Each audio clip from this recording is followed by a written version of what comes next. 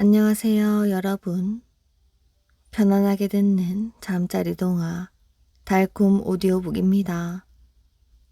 오늘은 삼국시대에서 전해 내려오는 재미있는 이야기로 시작해 보겠습니다. 오늘도 편안한 밤 되시길 바랍니다. 왕비와 관나 부인의 질투. 중천왕은 왕비의 얼굴을 바라보다가 이내 얼굴을 찡그리고 말았지요. 왕비가 무슨 말을 하려는지 이미 다 알고 있었기 때문입니다. 폐하, 지금 위나라 조정에서 머리 긴 여인을 구한다고 하옵니다. 중천왕은 왕비의 입에서 위나라 이야기가 나오자 자신도 모르게 몸을 움찔하였지요. 위나라로 말하자면 선왕인 동천왕 때 고구려로 쳐들어와 환도성을 함락하고 온 나라를 노략질한 철천지 원수였지요. 그런 까닭에 중천왕은 선왕이 죽고 왕위에 등극한 뒤부터 위나라를 쳐서 그날의 원수를 갚을 기회만 호시탐탐 노리고 있는데 갑자기 왕비의 입에서 위나라 이야기가 나오자 자신도 모르는 사이에 기분이 언짢아졌습니다. 그래서 그게 어쨌다는 것이오? 폐하께서도 아시다시피 위나라는 우리의 적국이 아니옵니까? 하지만 지금의 상황으로 보아서는 아직 국력이 미약하여 위나라를 칠 수 없사오니 먼저 위나라에서 구한다는 머리 긴 여자를 보내어 위나라 조정의 환심을 사십시오. 그렇게 해서 일단 위나라를 안심시킨 다음 적당한 기회를 보아 지심이 옳은 줄 아옵니다. 중천왕은 왕비의 말에 뭐라 대답하지 않았습니다. 왕비가 말하는 머리 긴 여자는 분명 관나 부인을 일컫는 게 분명한 까닭이었지요. 알았으니 물러가 계시오. 중천왕은 그렇게 말하며 불편한 심사를 숨기지 않았지요. 중천왕이 관나 부인을 만난 것은 왕위에 오르기 전인 태자 시절이었지요. 사냥을 나갔다가 돌아오는 길에 중천왕은 관나부 근처에서 우연히 물동이를 이고 가는 한 처녀를 보았습니다. 다른 여인과는 달리 허리까지 길게 늘어진 머리에는 윤기가 자르르 흐르고 있었지요. 처녀의 뒷모습에 반한 중천왕은 일부러 물 한 모금을 청했고 다소곳하게 눈을 아래로 내리깔고 물 한 바가지를 건네주는 처녀의 얼굴은 뒷모습 못지않게 아름다웠지요. 관나 부인에게 한눈에 반한 중천왕은 한시라도 빨리 그녀를 곁에 두고 싶었으나 지금의 왕비인 태자비 연씨와 이미 혼이 난 후였기에 어쩔 수가 없었지요. 그러다가 선왕이 승하고 자신이 왕위를 물려받았을 때에야 비로소 관나 부인을 대궐로 데려와 후궁으로 입적시킬 수 있었답니다. 그러나 문제는 왕비의 질투심이었지요. 관나 부인이 대궐에 들어오는 것을 쌍심지를 켜고 못마땅해하던 왕비는 그녀가 들어오자 아예 불편한 심기를 노골적으로 드러내었답니다. 중천왕을 찾아와 위나라에서 머리 긴 여자를 구한다는 말 또한 관나 부인을 위로 보내자는 말을 은근슬쩍 돌려서 한 것이었지요. 관나 부인 또한 마찬가지였습니다. 처음에는 왕비가 무슨 험담을 해도 묵묵히 참아내는가 싶더니 어느 때부터 그녀의 입에서도 왕비를 헐뜯는 말들이 하나둘 튀어나오기 시작하였지요. 중천왕은 두 여자 사이에서 갈팡질팡하는 자신의 모습이 우스꽝스러웠답니다. 그리고 점차 왕비나 관나 부인 모두에게 환멸을 느끼기 시작하였지요. 그러나 오늘 왕비의 말은 생각할수록 괘씸하였답니다. 아무리 미워한다지만 그래도 왕이 아끼고 총애하는 후궁을 적국인 위나라로 보내다니요. 중천왕은 우라가 치밀고 만사가 귀찮아져서 곧바로 신하들을 대동하고 사냥길에 나섰답니다. 사냥은 사흘 동안 계속되었지요. 중천왕은 사냥을 하며 조금씩 가슴이 후련해짐을 느꼈답니다. 그리고 밤이 되면 낮에 사냥한 짐승들을 불에 구워 신하들과 어울려 한바탕 술판을 벌이면서 왕비와 관나 부인에 대한 미움과 원망을 달랬답니다. 사흘째 되는 날 중천왕은 신하를 불러 엄명을 내렸지요. 지금 당장 대궐로 돌아가 왕비와 관나 부인에게 전하거라. 앞으로 2번 다시 투기하지 말지니 만약 그런 일이 있으면 어느 누구를 막론하고 엄벌로 다스리겠노라고 전하거라. 명령을 받은 신하가 대궐로 달려간 뒤 중천왕은 말을 몰고 다시 사냥에 나섰지요. 마치 왕비와 관나 부인에 대한 미움과 원망을 화살에 실어 날려버리는 것처럼 쉴 새 없이 화살을 쏘고 또 쏘았답니다. 다음 날 중천왕은 마침내 대궐로 돌아왔지요. 먼 여행을 다녀온 사람처럼 그의 마음은 가뿐하고 한결 평온해졌답니다. 중천왕의 발길은 저절로 관나 부인의 처소로 향했답니다. 며칠 보지 못한 사이 그리운 마음이 중천왕을 그리로 이끌었던 것이지요. 그녀가 무슨 잘못이 있겠는가? 이번 일도 다 왕비 때문에 생긴 게지. 그렇게 그녀가 기거하는 처소에 당도하였을 때 중천왕은 깜짝 놀라 그 자리에 우뚝 멈춰서고 말았지요. 탐스럽고 긴 머리를 휘날리며 자신을 맞이할 줄 알았던 관나 부인의 모습은 보기에도 끔찍할 정도로 달라져 있었답니다. 불어 헤쳐진 머리는 헝클어지고 옷은 아무렇게나 걸쳐 입고 있었지요. 신발도 신지 않은 맨발에다 2 손에 커다란 가죽 부대를 들고 있었답니다. 이게 도대체 무슨 일이냐? 관나 부인은 힘없이 쓰러지며 말하였습니다. 폐하, 소녀를 집으로 돌려보내 주옵소서. 그게 무슨 말이야? 중천왕의 말에 그녀는 서럽게 흐느끼며 대답을 하였답니다. 왕비 마마께서 허구한 날 소녀를 일러 시골 계집이라 천대하고 박대하니 어찌 이곳에서 폐하를 모시고 살아갈 수 있겠습니까? 소녀를 집으로 돌려보내어 단 하루라도 마음 편히 살아갈 수 있도록 은혜를 베풀어 주옵소서. 관나 부인의 말을 들은 중천왕의 얼굴은 무참하게 일그러졌지요. 사냥터에서 돌아올 때의 가뿐한 기분도 순식간에 사라지고 마음은 다시 예전처럼 천근만근이나 무거워졌답니다. 중천왕의 그런 기분과는 상관없이 관나 부인은 계속 눈물을 흘리며 말하였지요. 폐하께서 사냥을 나가신 후 왕비 마마께서 이 가죽 부대에 소녀를 담아 바닷물에 수장시키려 하셨사옵니다. 그러니 소녀가 살 길은 오직 집으로 돌아가는 것뿐입니다. 중천왕의 얼굴은 점점 무표정하게 변해갔답니다. 내 사냥터에서 사람을 보내 그토록 투기하지 말라고 단단히 일렀거늘. 관나 부인의 울부짖음이 계속 이어지자 중천왕이 단호하게 물었지요. 왕비가 너를 그 가죽 부대에 담아 수장시키려 한 것을 어찌 알았느냐? 중천왕의 물음에 관나 부인은 대답을 못하고 머뭇거리는 눈치였지요. 그리고 너를 담아 수장시키려 한 가죽 부대가 왕비의 손에 있지 않고 어찌하여 네가 가지고 있단 말이야? 중천왕의 목소리가 커지면 커질수록 관나 부인은 묵묵부답이었습니다. 그저 벌벌 떨면서 눈물만 흘릴 따름이었지요. 중천왕은 그녀에게로 향했던 마음이 구름 거치듯 일시에 사라짐을 느꼈답니다. 네, 그토록 저를 어여삐 여겼거늘 과연 여자의 마음은 어쩔 수가 없구나. 중천왕은 큰 소리로 신하를 불렀답니다. 여봐라, 관나 부인을 저 가죽 부대에 담아 동쪽 바다에 버리고 오라. 왕의 추상 같은 명령에 관나 부인은 그 자리에서 기절을 하고 말았습니다. 중천왕은 더는 꼴도 보기 싫다는 듯이 뒤도 돌아보지 않고 그곳을 떠났지요.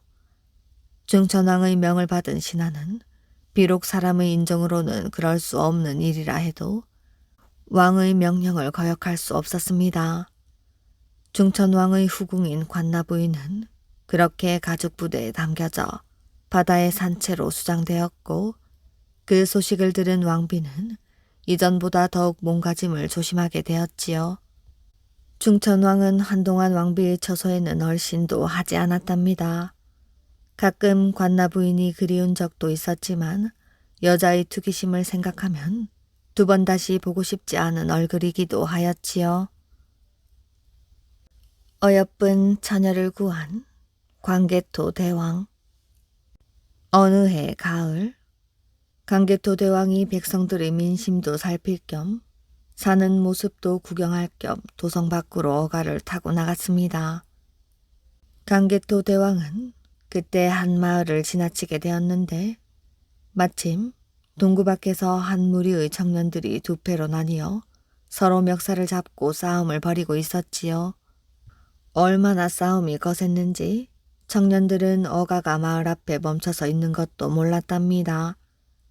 광개토 대왕이 군사를 보내어 싸움을 말리자 그제야 어가를 본 청년들은 모두 땅바닥에 무릎을 꿇고 엎드렸지요. 광개토 대왕은 마을의 촌장을 불렀습니다. 무슨 일로 저리 패싸움을 하고 있는 것이야?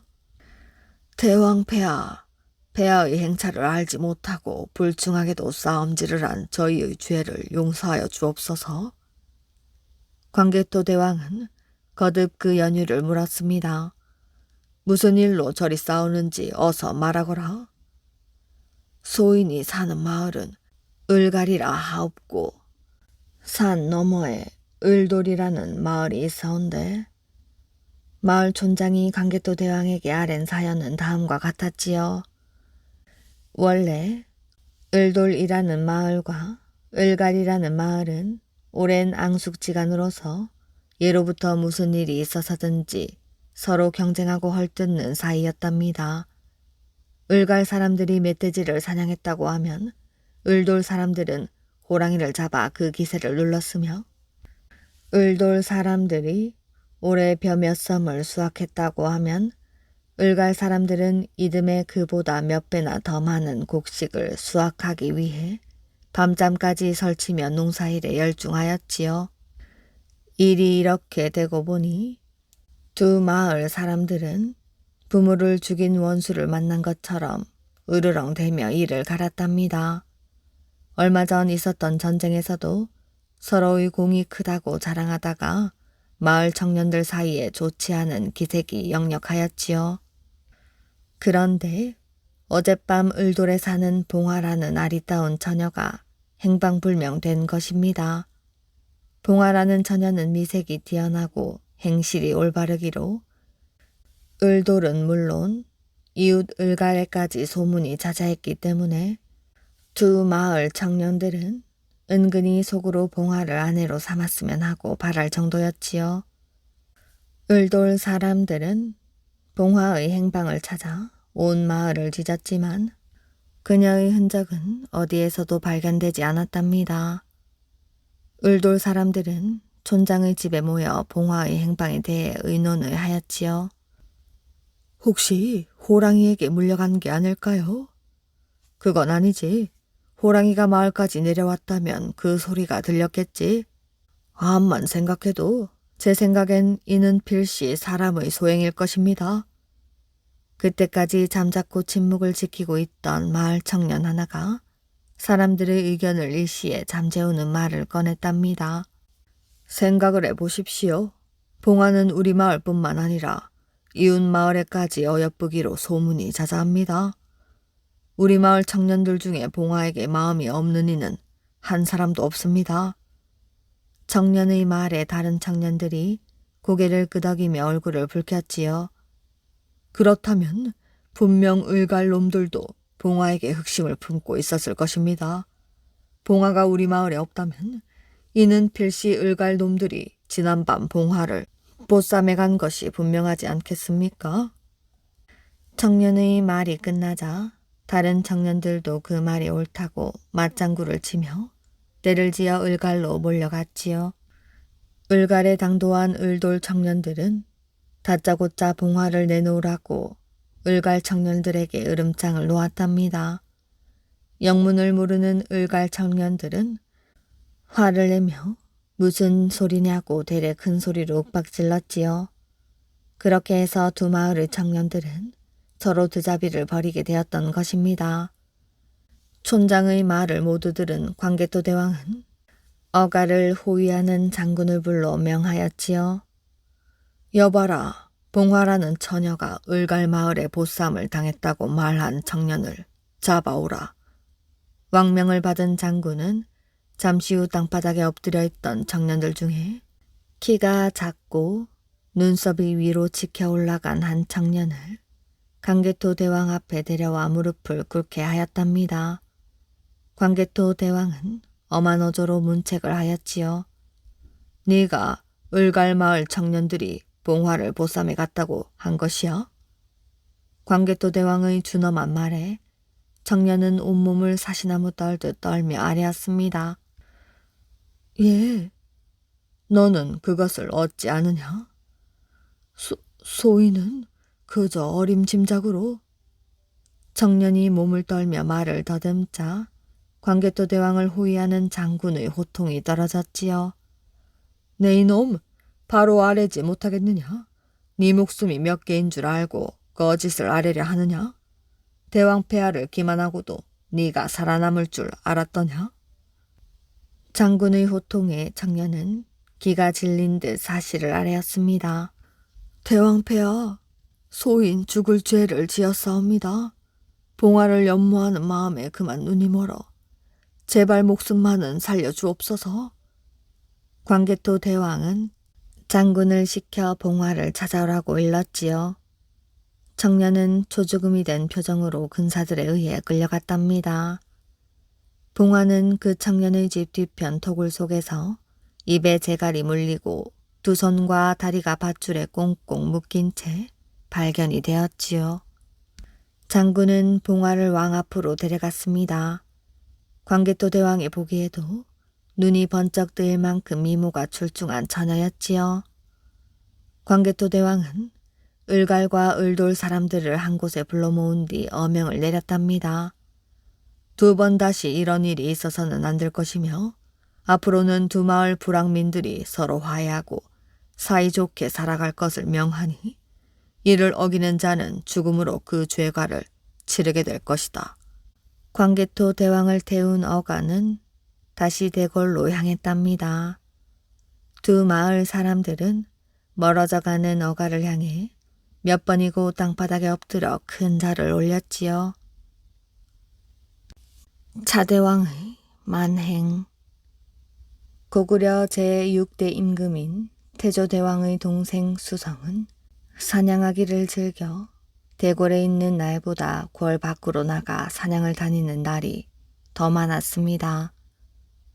찌는 듯한 무더위가 기승을 부리는 한여름에도 날씨에 아랑곳하지 않고 외산으로 사냥을 나간 수성은 더위가 한풀 꺾인 저녁이 되자 신복들을 좌우에 거느리고 앉아 낮에 사냥한 고기를 푸짐하게 구워 먹으며 술판을 벌였지요.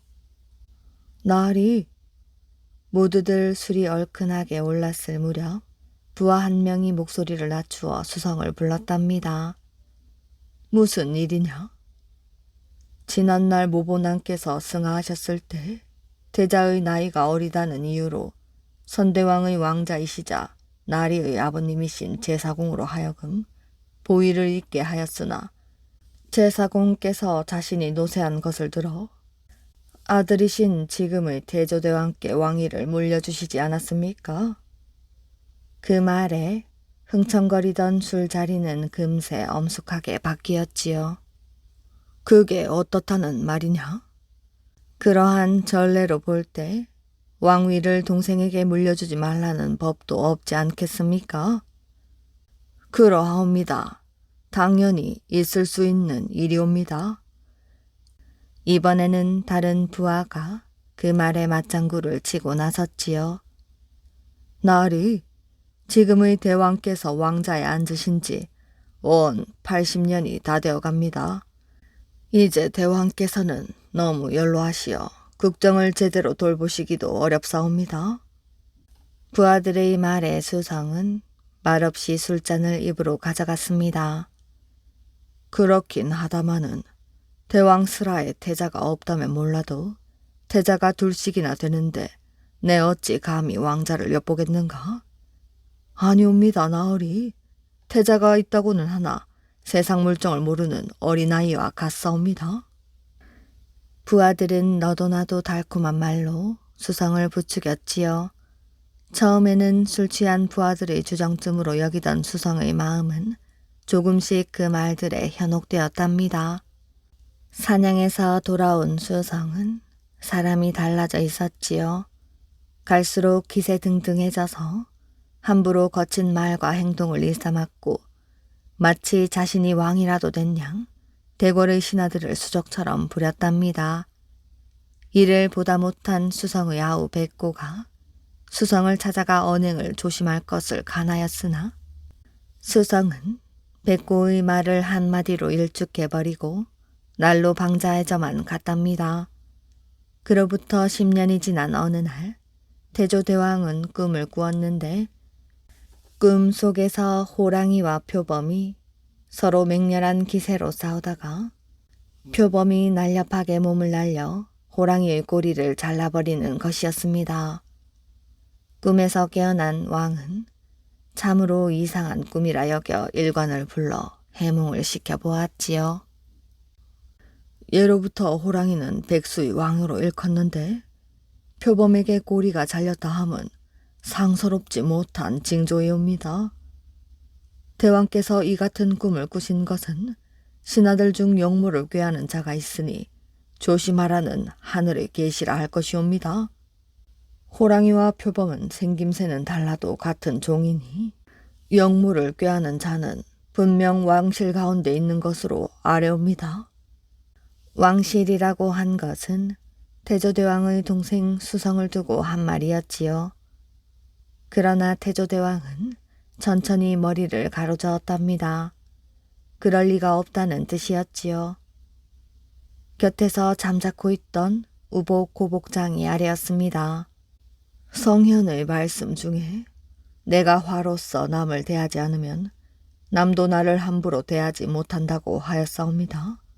하오니 부디 대왕께서는 성은을 베푸시어 왕실의 화친을 도모하시고 백성들을 자애로 다스리시옵소서. 그 말에 태조대왕은 비로소 흡족한 미소를 지었지요.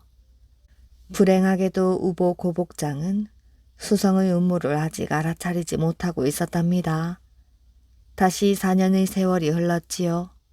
수성은 점차 자신의 세력을 키워나갔고 사냥을 핑계로 궐 밖으로 나가면 신복들을 모아놓고 왕을 없앨 계책을 고심하였지요. 처음에는 믿지 않던 고복장도 수성의 거동이 심상치 않다는 것을 눈치채고 태조대왕을 아련하여 수성의 일을 아뢰었습니다. 대왕폐하, 아무래도 왕제의 행적이 심상치 않사옵니다. 왕제라 함은 수성을 말함이요? 그러옵니다. 태조대왕의 용안에 어두운 빛이 서렸습니다. 과인은 이제 보위를 수성에게 물려주고 편히 쉴까 하오. 대왕폐하, 당치 않은 말씀이시옵니다. 고복장은 놀란 표정으로 아뢰었습니다. 아니요, 과인은 이미 노쇠하여 국사를 돌볼 기력이 없소. 그러나 수성은 이제 76이니 아직 젊다 할 것이요. 그러니 수성으로 하여금 보위를 잇게 하면 국사에 대한 과인의 시름이 덜어질 것이요. 태조 대왕이 아우인 수성에게 보위를 물려준다는 말을 듣고 신하 근신이 어전으로 달려왔습니다. 대왕폐하, 명을 거두어 주시옵소서. 왕제이신 수성은 언행이 난폭하고 성품이 어질지 못해 만백성의 어버이 될 인물이 아니옵니다. 더군다나 두 분 왕자님의 안위를 생각하신다면 더더욱 그럴 수는 없는 노릇입니다. 그러나 태조대왕은 명을 거두지 않았습니다. 그해 12월 그는 수성에게 보위를 물려주고 자신은 별궁으로 물러나 집거하였지요. 드디어 그토록 갈망하던 왕자에 오른 수성은 스스로를 차대왕이라고 칭하고 서서히 본심을 드러내기 시작하였지요. 우선 자신의 왕위 계승을 반대하던 고복장과 근신의 목을 베고 그 자리에 자신의 신복들을 앉혔답니다. 차대왕의 그 같은 처사에 다른 신하들은 관직을 버리고 낙항하거나 산속에 은둔하여 은자로 살았지요. 차대왕의 동생 백고 또한 왕의 눈을 피해 어디론가 자취를 감추었습니다. 차대왕의 만행은 이에 그치지 않았습니다. 전왕인 태조대왕의 두 아들인 막근과 막덕이 살아있으니 그야말로 눈엣 가시였던 것이지요. 차대왕은 두 왕자를 살해하도록 명을 내렸답니다. 왕명을 받은 신복은 한밤중에 태자궁으로 몰래 들어가 막근을 무자비하게 난자하였지요. 막근의 비명 소리를 듣고 달려온 궁인들에게 들켜 자객이 도망을 치는 바람에 다행히 동생 막덕은 목숨을 건졌지만 언제 죽을지 모르는 자신의 운명을 비관한 나머지 스스로 목숨을 끊고 말았지요. 차대왕은 자신을 탐탁지 않게 여기는 신하들과 눈에 가시였던 두 왕자를 제거하자 만사가 자신이 원하는 대로 된 것을 기뻐하며 신복들과 어울려 날마다 사냥터에서 시간을 보냈지요. 차대왕이 왕위에 오른 지 3년째 되던 해 7월이었습니다. 여느 날과 다름없이 차대왕은 신복들을 데리고 평유원으로 사냥을 나갔는데 괴상하게도 흰 여우 한 마리가 차대왕의 행렬 뒤를 따라오는 것이었습니다. 차대왕은 화를 내며 흰 여우를 활을 쏘아 죽이라고 명하였습니다. 그런데 흰 여우는 화살을 이리저리 날렵하게 피하며 계속해서 수성의 행렬을 뒤따라 다녔답니다. 화가 머리끝까지 치민 차대왕은 자신이 직접 활을 들고 흰 여우를 향해 화살을 날렸지요. 여전히 날렵하게 화살을 피하던 흰 여우는 차대왕을 놀리는 듯이 숲속으로 달아나더니 이내 종적을 감추었답니다. 기분이 상한 차대왕은 사냥을 그만두고 대궐로 돌아와 일관을 불러 낮에 있었던 일을 이야기하고 그와 같은 일이 일어난 뜻을 물었지요. 여우는 본시 요망한 짐승으로서 대왕의 뒤를 따랐다면 상서롭지 못한 징조입니다. 하오니 대왕께서는 이제부터라도 몸가짐을 조심하시고 마음을 정결하게 하시어 덕을 쌓으시는 것이 좋을 것입니다. 그렇다면 지금 과인이 부덕하다는 말이더냐? 그것이 아니옵고 이런 괘씸한 놈 같으니 여봐라 저놈의 목을 베어 엄히 다스리거라. 일관은 차대왕에게 목숨을 잃고 말았지요. 백성들의 안위와는 상관없이 날마다 사냥만 일삼는 차대왕에 대한 백성들의 원망은 날로 높아져만 갔고 하늘도 차대왕에게 무언의 경고를 하였답니다. 차대왕이 즉위한 지 4년째 되는 해 대낮에 일식이 일어나 천지가 온통 암흑에 휩싸였고 5월에는 전체의 오성, 금성, 목성, 수성, 화성, 토성이 동방으로 모였으며 겨울이 되어도 얼음이 얼지 않았답니다. 그 후에도 이변은 끊이지 않았는데 차대왕 즉위 8년 6월에는 갑자기 서리가 내려 농작물이 모두 얼어 죽었고 12월에는 여름에나 있을 법한 천둥 소리가 하늘을 울렸지요. 신하들은 그저 차대왕을 칭송하기에 급급할 뿐 백성들의 원망이나 민심의 동요는 입에 담지도 않았지요. 차대왕 즉위 20년 별궁에 칩거하던 태조대왕이 마침내 승하하였습니다. 차대왕은 오히려 잘된 일이라며 태조대왕의 빈소에 들르지도 않았지요. 그러나 운명은 알 수 없는 것이었습니다. 태조대왕이 승한 그해 12월 차대왕은 조의하는 하급 관리직에 있던 명림 답부의 손에 무참히 시해되었답니다. 나라를 구한 어린 왕자. 고구려 유리왕 때 동부여의 대소왕은 양국의 화친을 조건으로 고구려 왕자를 볼모로 데려가려 하였으나 고구려가 이를 거절하자 다시 사신을 보내 이 일을 따지려 하였습니다. 유리왕은 대소왕이 이 일을 빌미로 쳐들어올지도 모른다는 생각에 걱정이 태산 같았답니다. 근심에 쌓여 식욕도 잃고 침울한 얼굴로 초조하게 사신을 기다리고 있는 유리왕에게 셋째 왕자인 무휼이 찾아왔지요. 무휼은 유리왕의 셋째 아들이지만 큰형과 둘째 형이 일찍 세상을 떠나 어린 나이지만 태자승계자인 셈이었습니다. 무휼은 유리왕 앞에 무릎을 꿇고 앉아 말을 했지요. 대왕폐하, 소자가 동부여 사신을 만나겠습니다.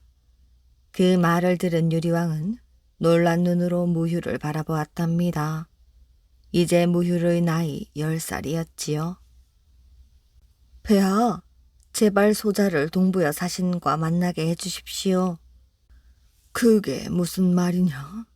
이제 네 나이 겨우 10살밖에 되지 않았거늘 무슨 일로 동부여 사신을 만나려 하는 것이야? 꾸짖는 듯한 유리왕의 말에 무휼이 큰 소리로 대답을 하였지요.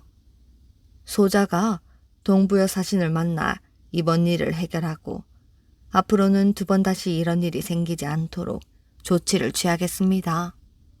유리왕은 어이가 없었지만 어린아이답지 않은 무휼의 언행에 마음의 동요를 느꼈지요. 유리왕은 국왕인 자신이 동부여 사신을 맡는 것보다 왕자가 먼저 예를 갖추는 것도 좋을 듯하여 그렇게 하라고 허락을 했답니다. 유리왕의 허락을 받아낸 무휼은 그 길로 동부여 사신이 거처하고 있는 숙소를 찾아갔지요.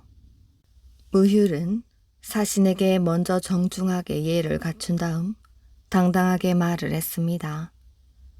이번에는 또 무슨 일로 저희 나라에 오셨습니까? 사신은 아무리 고구려의 왕자라고는 하나 10살밖에 안 된 어린아이가 그렇게 말을 걸어오니 황당하며 우습기까지 했답니다. 사신은 빙글에 미소를 띄우며 농담 섞인 말투로 대답하였지요. 왕자께서도 알고 계시지만 양국의 화친을 위해 고구려의 왕자 한 분을 우리나라에 모시려 하는데 이를 거절하시니 화친을 원치 않으신다는 뜻인지 따지러 왔소이다. 동부여 사신의 말에 무휼은 더욱 당당한 어조로 말을 했지요. 도대체 저희 형제가 귀국에 가야 할 까닭이 무엇입니까? 제가 듣기로는 저희 고구려의 시조께서 이곳의 나라를 건국한 이래 끊임없이 귀국으로부터 시달림을 받아왔는데 도대체 무슨 연유로 그러시는 것입니까? 돌아가시어 귀국의 왕께 전하십시오.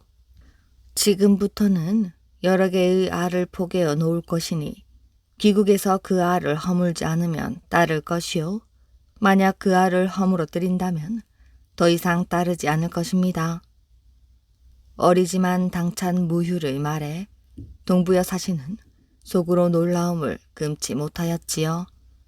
그러나 한편으로는 동부여 사신인 자신에게 고흘리게 왕자를 보내어 이런 말을 한다는 게 괘씸하기도 하였답니다. 동부여 사신은 정작 유리왕을 만나보지도 못하고 다시 돌아갈 수밖에 없었지요. 동부여로 돌아간 사신은 대소왕을 아련하고 고구려에서 일을 낱낱이 아뢰었지요. 사신의 말을 들은 대소왕은 흥분하여 길길이 날뛰었답니다. 뭐라, 유리왕을 만나보지도 못하고 고울리게 어린 왕자에게 그런 수모를 당하고 왔단 말이야? 고종하옵소서 폐하. 그런데 그 왕자의 말 중에 지금부터는 여러 개의 알을 포개어 놓을 것이니 귀국에서 그 알을 허물지 않으면 따를 것이요. 만약 그 알들을 허물어뜨린다면 더 이상 따르지 않을 것이라는 말은 과연 무슨 뜻인지 소신이 아무리 헤아려 봐도 알 수가 없습니다. 대소왕 역시 곰곰이 그 말뜻을 헤아려 보았지만 도무지 속뜻을 알 수 없었지요. 대소왕은 전국의 방을 돌려 그 말뜻을 풀이할 일을 찾았으나 좀처럼 나서는 이가 없었답니다. 그러던 중 한 노파의 풀이에 대소왕의 표정은 일그러지고 말았지요. 여러 개의 알을 포개어 놓은 것을 허물지 말라는 것은 가만히 내버려 두라는 뜻이며, 만약 그 알들을 허물어뜨린다면 더 이상 따르지 않겠다는 말은 가만히 내버려 두지 않고 계속 상관을 하면 가만히 있지 않겠다는 뜻입니다. 그러니 이 말은 더 이상 고구려를 귀찮게 하지 말라는 뜻인 줄로 압니다. 노파의 말이 끝나기가 무섭게 대소왕은 녹이 띈 얼굴로 호령하였지요. 내 더 이상 고구려의 방자함을 그냥 두지 않으리라. 여봐라. 어서 군사를 풀어 고구려를 치도록 해라. 그리하여 동부여 대군은 고구려를 치기 위해 출정하였고, 그 소식을 들은 유리왕은 안절부절하지 못했지요. 괜히 어린 아들의 말만 듣고 경솔하게 행동했다고 후회를 했지만 이미 엎질러진 물과 같았지요. 유리왕이 불안에 떨고 있을 때 무율이 다시 유리왕을 찾아왔답니다. 대왕폐하, 소자에게 군사 300명만 주십시오. 그러면 소자가 나서서 적군을 섬멸하고 오겠나이다. 유리왕은 아무런 말도 못하고 어린 아들의 얼굴만 멍청하게 쳐다보았지요. 폐하, 제발 소자의 말을 흘려듣지 마시고 믿어주십시오. 소자 비록 나이가 어리기는 하나 나라를 생각하는 충정은 어느 누구 못지 않사옵니다. 그러니 부디 군사 300만 주십시오. 반드시 적군을 무찌르고 위기에 빠진 이 나라를 구하겠습니다. 유리왕은 나이답지 않게 눈물을 흘리며 간언하는 무유를 태도해 사뭇 감동이 되었지요. 그러나 어린 아들에게 나라의 운명을 맡길 수 없는 노릇이었지요. 유리왕은 고개를 돌리며 무율에게 말했답니다. 물러가거라. 더 이상 어린 너에게 나라의 운명을 맡길 수는 없다. 대왕폐하, 한 번만 더 소자의 말을 믿어주십시오. 저로 인해 생긴 일이니 소자가 해결하겠습니다. 무율의 진심 어린 간청에 점차 유리왕의 마음이 흔들렸지요. 유리왕은 하룻밤을 꼬박 고민하다가 마지못해 무율의 간청을 들어주었답니다. 알겠다. 내 너를 믿어보마. 군사 300을 줄 터이니 가서 적군을 무찌르고 오너라. 그 전에 한 가지 약속이 있다. 만약 적군에게 패하면 네 목숨 또한 그곳에 묻어야 할 것이다. 알겠느냐? 예, 대왕폐하. 꼭 승전고를 울리도록 하겠습니다. 무율은 군사 300을 데리고 전장으로 향하였지요. 군사들은 처음에는 어리둥절했으나 점차 무율의 당당함과 나이답지 않은 기백에 감명을 받아 일사불란하게 움직였답니다. 무율의 고구려군은 마침내 병정에 당도를 하였습니다. 병정은 지리적으로 산골짜기의 입구는 좁고 안으로 들어가면 넓어지다가 다시 골짜기가 끝나는 지점은 입구와 같이 좁아져 적군을 유인하여 기습 작전을 펴기에는 아주 유리한 지형이었지요. 무율은 병정에다 군사들 중 절반을 숨겨놓고 나머지 군사들에게 명령을 하였답니다. 잘 듣거라. 지금부터 동부여군과 전투를 벌일 것이야. 그러나 한 가지, 멀리 동부여군의 진지가 보이면 징을 요란하게 울리고 큰 소리로 함성을 질러라. 그러다가 동부여군이 진격해오면 재빨리 뒤로 물러나 보이지 않게 몸을 숨기도록 해라. 그렇게 해서 동부여군을 이곳 병정까지 유인하여 다음 명령을 기다리거라. 나이 어린 왕자이긴 했지만 모두들 그 지략에 감탄하여 무율의 얼굴을 다시금 우러러 보았지요.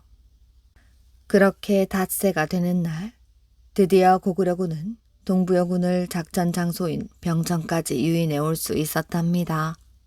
처음에는 고구려군의 행동이 이상하다고 여겼던 동부여군은 며칠이 지나도 고구려군이 공격할 태세를 보이지 않고 뒤로 물러나기만 하자 그들이 질의 겁을 먹고 도망간다고만 생각을 하였지요. 동부여군이 병정의 골짜기 안으로 모두 들어왔을 때 왕자 무휼은 공격 명령을 내렸답니다. 피하고 숨기만 하던 고구려군들은 말 고삐를 돌려 함성을 지르며 진격을 하였지요. 그와 동시에 미리 매복해 있던 절반의 군사들이 동부여군의 퇴로를 차단하고 뒤에서 맹공격을 퍼부었습니다. 순식간에 공격을 받은 동부여군은 갈팡질팡하여 도망치기에 급급하였지요. 동부여 군사들의 목이 떨어져 나갔습니다. 살아남아 동부여로 돌아간 군사는 몇십 명도 채 되지 않았지요. 왕자 무휼의 지략에 따른 고구려군의 승리였습니다. 유리왕은 손수 왕자 무휼을 맞이하여 감격의 눈물을 흘렸지요. 이렇게 동부여군을 무찌르고 조국 고구려를 구한 10살의 어린 왕자 무휼은 후일 대무신왕에 즉위하여 즉위 5년에 동부여 대소왕의 목을 베었답니다. 소금 장수가 된 사내. 어느 집에선가 늦은 저녁밥을 짓는지 구수한 밥냄새가 허기진 속을 더욱 아리게 했답니다. 오늘도 하루 종일 굶었던 것이지요. 사내는 밥냄새가 풍기는 집 쪽을 한참을 바라보다가 이내 발걸음을 돌렸답니다. 어차피 동냥질도 하기 어려운 세상이라는 걸 사내는 누구보다도 잘 알고 있는 터였지요. 골목을 벗어난 사내는 느릿느릿 동구 밖 주막으로 향하였지요. 주막에 들어서기 전 사내는 허리춤을 더듬으며 돈의 액수를 확인하였답니다. 그 정도의 돈으로는 밥은커녕 술 한 병도 먹기 어려웠지요. 사내는 잠깐 망설이다가 주막으로 들어가 평상에 걸터 앉았답니다. 손님이 들어서는 것을 본 주모는 얼른 사내 앞으로 다가와 말보다 먼저 웃음을 흘렸지요. 사내는 주저하지 않고 막걸리 한 사발을 시켰습니다. 한 병도 아닌 한 사발이라는 말을 듣고 주모의 얼굴에 웃음기가 사라졌답니다. 그리고 신김치 한 조각에다가 막걸리 한 사발이 놓인 개다리 소반을 사내 앞에 소리나게 내려놓고 다시 들어갔지요. 사내는 막걸리 한 사발을 쭉 들이켜고는 한숨을 쉬며 밤하늘을 쳐다보았답니다. 사내는 다시 한숨을 쉬며 주모를 불러 술값을 치르곤 이 마을에서 제일 부잣집이 어디냐고 물었지요. 주모는 사내의 행색을 훑어보더니 마을 끝자락에 위치한 큰 기와집을 손짓으로만 가리키고는 휑하니 등을 돌려버렸지요. 사내는 주모가 가르쳐준 부잣집을 찾아가 부디 자신을 머슴으로 받아달라고 청하였습니다. 주인은 귀찮은 표정을 지으며 사내를 힐끗 쳐다보더니 썩 내키지 않는 듯 허락하였지요.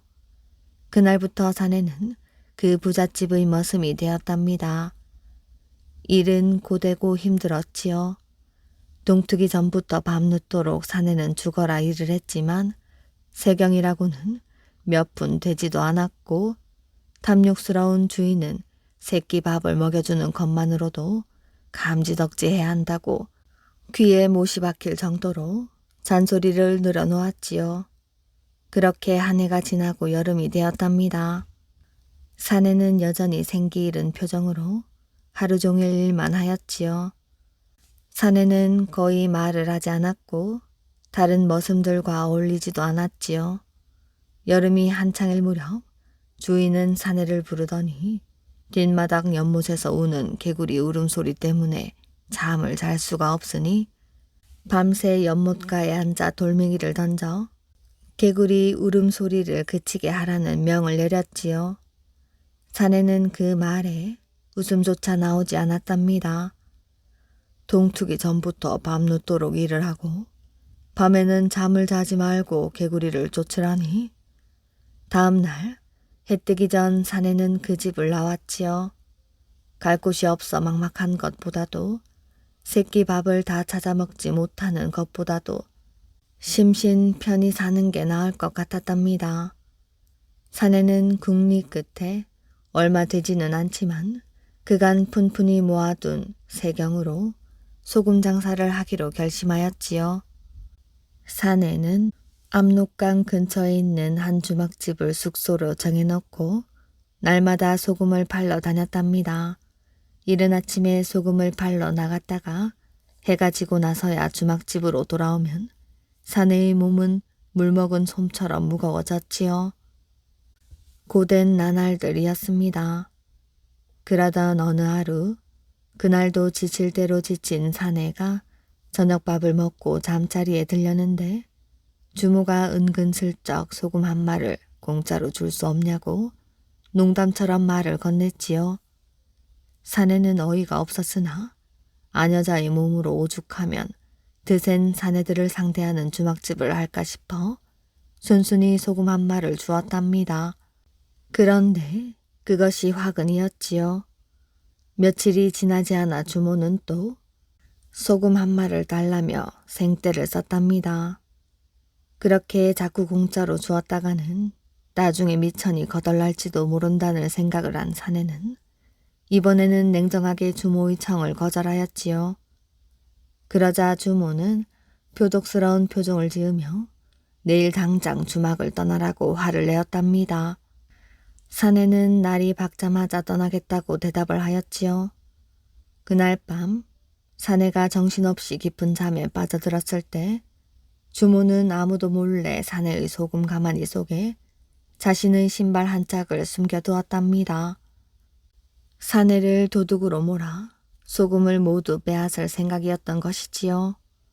아무것도 모르는 사내는 다음날 아침 일찍 소금 가마니를 등에 지고 주막을 나섰으나 이내 주모와 작당한 사내들의 손에 끌려 관가에 붙잡혀가는 신세가 되었답니다. 영문을 모르는 사내는 결백을 주장하였지만 자신의 소금 가마니에서 주모의 신발 한 짝이 나오자 그만 어안이 벙벙해져 이내 모든 것을 체념하고 말았지요. 어차피 사내의 인생은 그러하였답니다. 돌아보면 볼수록 뼛속 깊이 한이 서리는 삶이었습니다. 사내의 이름은 을불이었지요. 지금의 왕인 봉상왕은 보악 무도하기가 이를 데 없어 자신의 삼촌인 안국군 달가와 돌고를 죽이고 돌고의 아들인 을불마저 죽이려고 하였으나 이를 미리 눈치챈 을불은 그날로 도망을 쳐서 지금까지 저렇게 정처 없이 떠도는 나그네 신세가 된 것입니다. 을불의 눈에서 하염없이 눈물이 흘렀지요. 지금의 자기 신세를 한탄하기에도 가슴이 벅차고 답답하여 스스로 목숨이라도 끊어버리고픈 심정이었답니다. 당대의 충신, 국상 창조리는 밤이 으슥해지도록 잠을 이루지 못하고 술잔을 기울였답니다. 아무래도 더 이상은 아니 될 듯 싶었지요. 봉상왕이 자신의 삼촌들을 죽이고 을불까지 해치려고 한 것도 그렇지만 지금 조정에서 벌이는 역사는 자칫 잘못했다가는 나라를 위태롭게 할지도 몰랐습니다. 더군다나 올해는 천재지변이 많아 농사를 망친 백성들은 굶기를 밥 먹듯 하며 조목의 껍질과 뿌리로 그나마 나날이 연명을 하고 있었지요. 그런데도 왕이 무모한 역사를 벌여 전국의 청년들을 죄다 끌고 가자 역사에 동원된 청년보다 고향을 등치고 피신하는 청년의 수가 몇 배나 더 많았지요. 며칠 전에도 왕을 아련한 자리에서 무모한 역사를 그만두고 백성들의 안위를 도모해야 한다는 자신의 뜻을 내비쳤다가 오히려 왕의 노여움과 미움만 산 것입니다. 왕을 패하는 수밖에 없다. 창조리는 손에 든 술잔을 꽉 쥐었지요. 그것만이 자신이 살 길이며 도탄에 빠진 백성들을 구하고 이 나라 사직을 살리는 길이라는 확신이 들었답니다. 그렇다면 누구를 다음 왕으로 세워야 하는가? 창조리의 머릿속으로 한순간 섬광처럼 스쳐나가는 인물이 있었답니다. 바로 을불이었지요. 을불이라면 능히 왕의 제목이 되고도 남을 것이었습니다. 그러나 그날 이후 을불의 행방은 묘연해졌고 지금은 생사조차 알 수 없는 상황이었지요. 일단 사람을 풀어 찾아보도록 하자. 어딘가에 꼭 살아계실 것이야. 창조리는 다음날 아침 일찍 조불과 소우를 불렀답니다. 그리고 자신의 뜻을 말하고 을불을 찾아올 것을 명하였답니다. 두 사람은 전국을 돌며 을불의 생김새와 비슷한 사람을 물색하였지요. 큰 키에 넓은 이마, 빛나는 눈동자에다가 귀가 큰 남자, 이것이 창조리가 두 사람에게 설명해준 을불의 생김새였습니다. 그러나 그런 조건을 다 갖춘 사람은 좀처럼 만나기가 어려웠지요. 몇 날 며칠이 흘러 두 사람은 어느 강가에 이르렀습니다. 그때 뱃사람 중에 유독 한 사람이 눈길을 끌었지요. 두 사람은 동시에 어떤 직감에 이끌려 그 뱃사람 앞으로 걸어가 낮은 목소리로 왕손이 아니냐고 물었습니다. 그러나 그 사람은 고개를 가로저으며 단호하게 부인하였지요. 하지만 두 사람은 자신들이 찾고 있는 을불이 틀림없다고 확신하였답니다. 두 사람은 곧 엎드려 예를 갖춘 뒤 자신들의 신분을 밝히고 찾아온 이유를 소상히 이야기하였지요. 그제서야 을불은 자신의 신분을 밝히고 두 사람을 따라 속히 그곳을 떠났답니다. 도성에 도착한 세 사람은 창조리의 뜻에 따라 일단 때를 기다리기로 하고 우선 성 밖에 있는 500남의 집에 몸을 숨겼지요. 창조리는 하루하루 마음이 조급했답니다. 어서 때가 와야 하는데 좀처럼 그 때는 오질 않았지요. 안타까운 마음의 창조리는 하루가 한 달 같게만 느껴졌답니다. 며칠 뒤 왕이 도성 밖에 있는 후산으로 사냥을 가게 된 것입니다.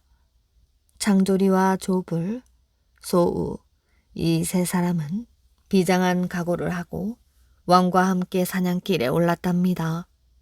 오늘의 일이 성공만 한다면 자신들의 뜻이 후대까지 칭송받을 것이지만 만약 실패하는 날에는 자신들을 비롯한 일가족이 모두 몰살당할 것이기 때문이었지요. 사냥터에 도착한 왕은 평소의 포악한 성질대로 짐승들이 눈에 보이는 족족 잡아 죽였답니다. 그 광경은 옆에서 보기에도 참혹할 정도였지요. 한참을 그렇게 짐승들을 쫓아 말을 달리던 왕은 심신이 노곤했던지 잠시 행궁 안으로 들어가 몸을 쉬었답니다. 왕이 행궁 안으로 들어가자 창조리는 신하들을 불러 모은 뒤 소신을 밝히고 뜻을 같이 할 이들은 자신의 행동을 따르라고 말하였습니다. 그런 다음 창조리는 주위에 무성이 자란 갈립 하나를 꺾어 천천히 자신의 머리에 쓴 관에다 꽂았습니다. 조불과 소우가 그 뒤를 이어 갈립을 꽂았지요. 모여있던 신하들은 처음에는 어리둥절하고 놀란 표정이었으나 이미 왕의 부덕함과 포악함의 염증을 느꼈던지라 모두들 차례로 갈립을 꺾어 관에다 꽂았지요. 신하들이 모두 갈립을 관에 꽂자 창조리는 곧바로 군사들을 시켜 왕을 행궁 안에 감금하도록 명령을 내렸지요. 밖에서 일어나는 소동의 진위를 눈치챈 왕은 마침내 자신에게도 때가 왔음을 깨닫고는 행궁 안에서 스스로 목숨을 끊어버렸답니다. 이렇게 해서 불행한 생을 보냈던 을불은 늦게나마 왕위에 오르게 되었고 그 후 고구려의 위세를 만방에 떨쳤으니 그가 바로 제15대 미천왕이지요.